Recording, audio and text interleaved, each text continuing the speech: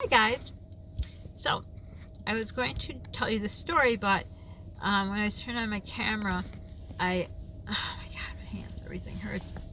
Can't move. I literally can't even take a breath, or the phone will shut off. The video will shut. So I don't know which order the video go up. This one, well, I gotta put the other one up first. Hopefully I remember. I was gonna do this video about my doctor's appointment, and then when I went to do camera, it went to YouTube, so I pressed on it, didn't pay attention. There's a video about the Osmonds. I guess there were 4 original Osmonds. I don't know, must have been before my time. I only knew Donnie and Marie, and they were singing her their last song for her birthday, which was yesterday, I believe. Oh, it was so touching. It was just, you know me, I got a soft heart. I cry at things that touch my heart. And on the same page, there was a dad and his daughter. I'll let you watch the video. I won't tell you any more about that. So anyhow, so today I had to go to my cardiologist because I have a cardiologist and electrophysiologist. Electrophysiologist is a very, very specialist. I don't know if I ever mentioned what the heart problem I had. It was called long QT. It's called long QT syndrome. Long QT is something, I feel like I mentioned it before, so if I did, I'm sorry. But long QT is when you read about or hear on the news, like a young kid drops dead on the football field or basketball court or something like that. That's most likely long QT. It's a problem with your electrical system between the Q and the T waves.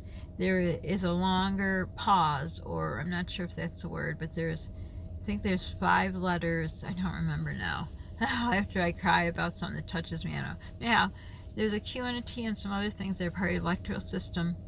And ironically, one of my first doctors I had as like an adult, 18, he died from this same thing, long QT. So when I was diagnosed with it in my early 20s, I was so scared because I loved my doctor, and he, I didn't know he had, as the doctor who took over was telling me what happened to him.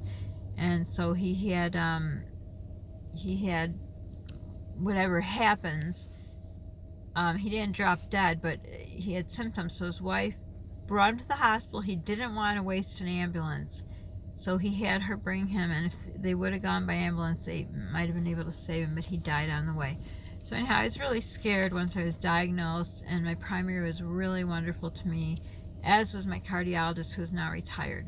So anyhow, I didn't tell you guys, but I fainted, and Polly found me, and I'll do that in another video.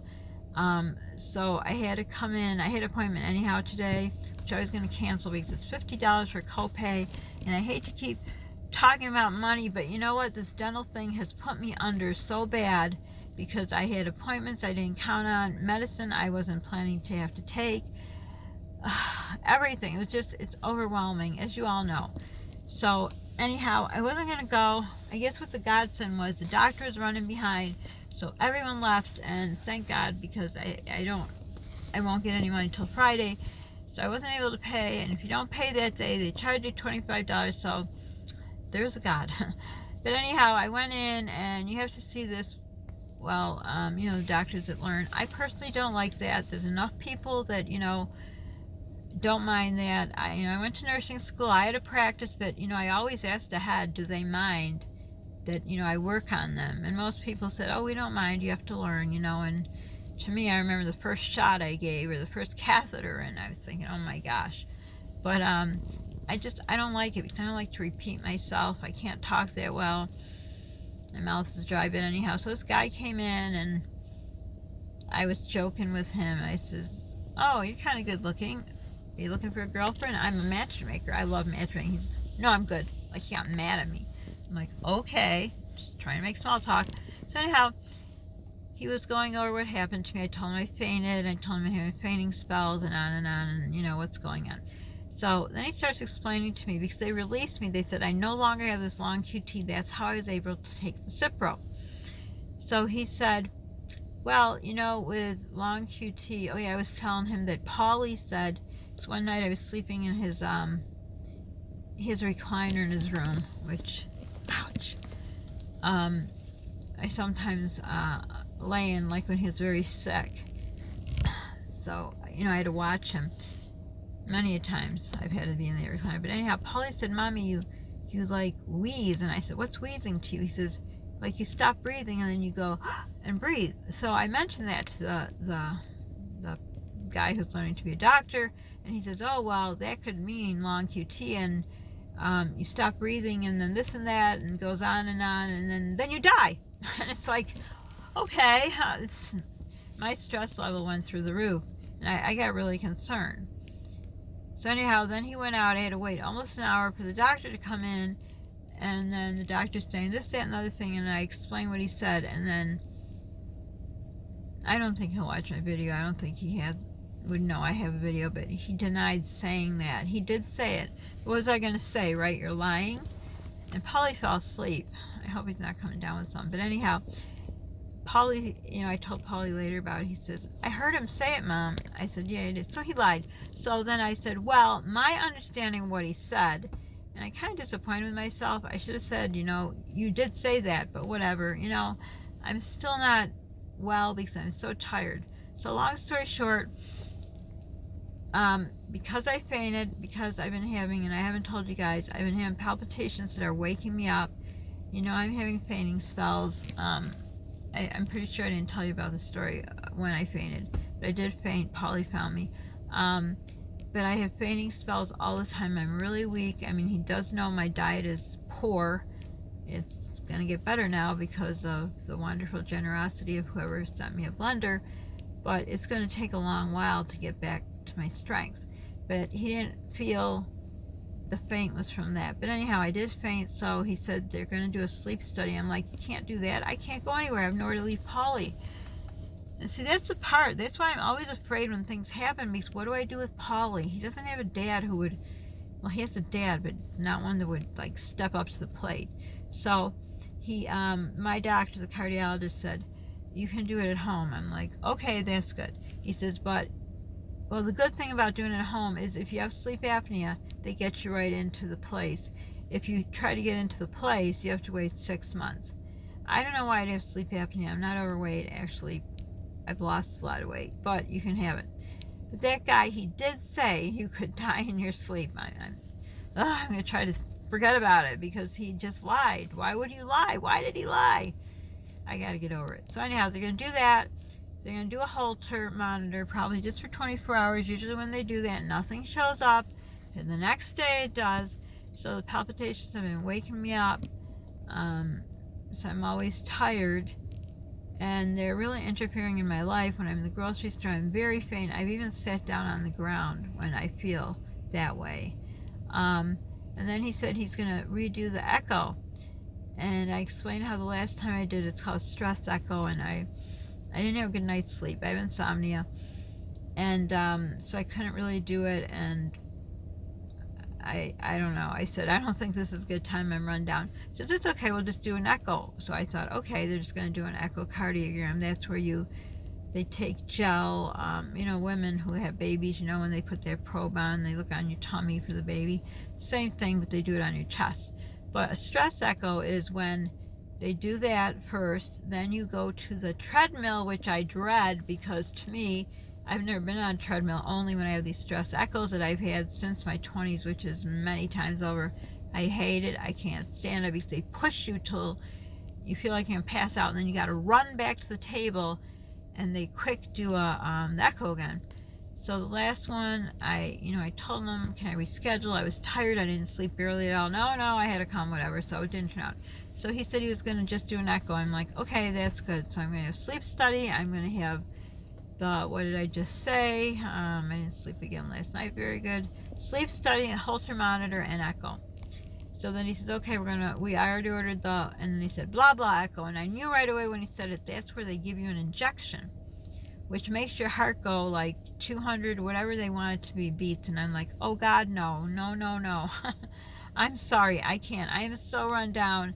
I can't risk.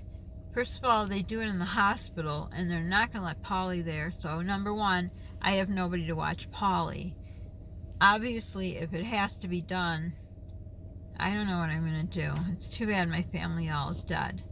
But anyhow, so he said, okay. I said, I'm sorry, I'm not trying to be non-compliant, but I am so run down. I don't want that. I mean, bad things can happen on a good day to somebody. I have to build my strength up. So he was okay with that. So obviously if they see something on that go, I'm going to have to figure something to do with Polly. I don't know what. I just don't know what. Like I say, my friends in real life, they're all a lot older than me. I didn't realize it, but they are. So that's sad. So anyhow, I'm glad I got my tears out, because when I left there, I was crying, number one, when the Dr. Learning lied. Crying because now I'm kind of thinking, do I really have the QT or not? I mean, he wrote me a letter, I don't have it any longer, therefore I could take the Cipro, and on and on. He says, well, what's your concern? And I says, well, when I originally was diagnosed with it, I was a busy mom. I had 3 kids in diapers. You know, my first husband was working basically 3 jobs. He worked at a job. We started a business, and we had another business, and I was helping him and just running around. You can imagine 3 kids, 3 and under, 4 and under, I don't know, a lot of kids, a lot of running around, no help from my mom, because she was working nonstop. She liked to work, so I was just running with the kids, checking up. We had a commercial cleaning service, so I was just putting myself into the ground. I was very thin. I've been thin. We have thin genes. So anyhow, I wasn't eating a lot because I had no time to eat. My mom always said, always put something in your mouth, always try to eat something, but you know, I just never put myself first. So I said, I'm a little concerned now because my diet is bad. I told him I got a wonderful gift to a blender, so you know, but he said it will take time because it's been all these months that my body has been now kind of, you know, weakened, so it will take at least twice as long to build it up. So anyhow, that's that. So I'm glad I kind of saw that and got my tears away, because I don't want it to be a teary one. But anyhow, they said if I have sleep apnea, it has to be taken care of because it's very dangerous for your heart and other things. So I don't know. Usually sleep apnea you have if you're overweight, and with me losing weight, I can't imagine, but I guess you can have it. You can have it. So I was looking up on YouTube.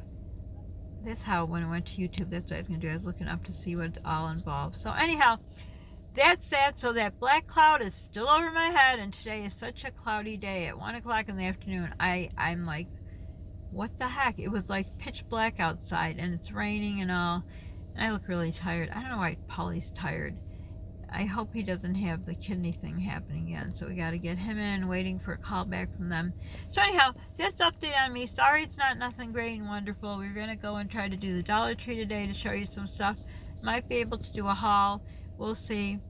I've been pushing out hauls every day. I made a schedule. I said I think I was going to do 3 a week, maybe 1 on the weekend, but I've been trying to put 1 every day.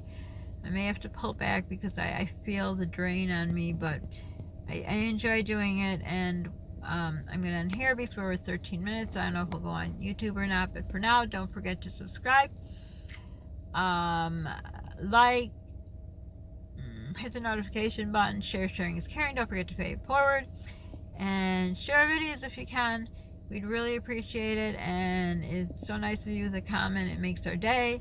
And we won't call this a sad video. It is concerning to me because I don't have no one to watch Polly, but I guess again I gotta ask you guys for prayers, because sadly Polly was in the room with me, and I mean, he did fall asleep, but he heard most of it. Especially heard that one doctor say that I could like die in my sleep, which is horrible thing to say in front of a child.